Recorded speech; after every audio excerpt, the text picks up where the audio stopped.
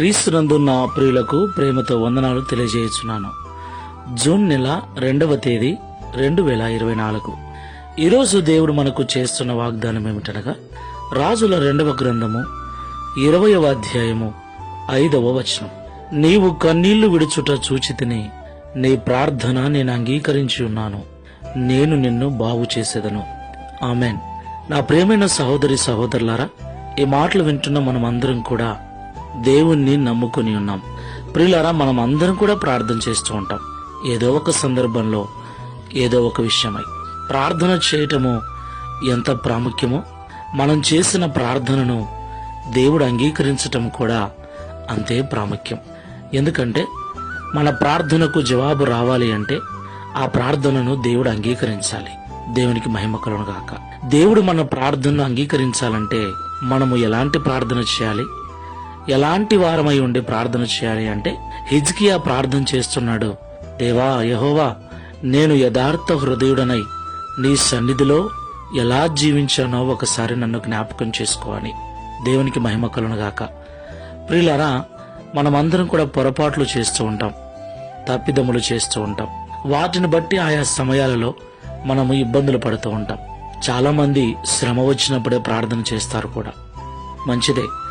శ్రమ కలిగినప్పుడు మనం చేసే ప్రార్థన దేవుడు అంగీకరించాలి అంటే మన జీవితంలో మంచిగా జీవించిన దినాలు, యథార్థంగా జీవించిన దినాలు, పరిశుద్ధంగా జీవించిన దినాలు తప్పకుండా ఉండాలి.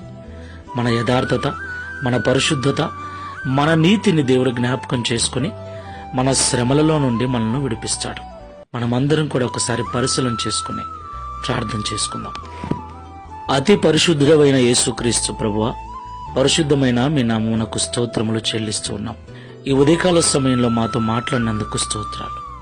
ప్రియ తండ్రి, మేమందరం కూడా ప్రతి దినము నీ సన్నిధిలో ప్రార్థన చేస్తూ ఉన్నాం. మా ప్రార్థన మీరు అంగీకరించేదిగా ఉండాలని, అప్పుడే మీ నుండి మాకు జవాబు వస్తుందని మాతో మాట్లాడారు. ప్రియ తండ్రి, మీరు మా ప్రార్థన అంగీకరించాలి అంటే మేము యథార్థ హృదయముతో, పరిశుద్ధత కలిగి, నీతి కలిగి జీవించాలని మాతో మాట్లాడారు.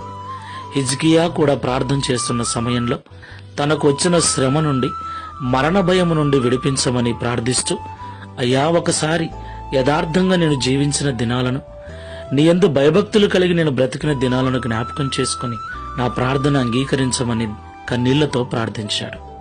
హిజ్కియా యొక్క కన్నీటి ప్రార్థన మీరు విన్నారు. ఆయన యథార్థతను జ్ఞాపకం చేసుకుని ఆయుష్కాలమును పొడిగించారు.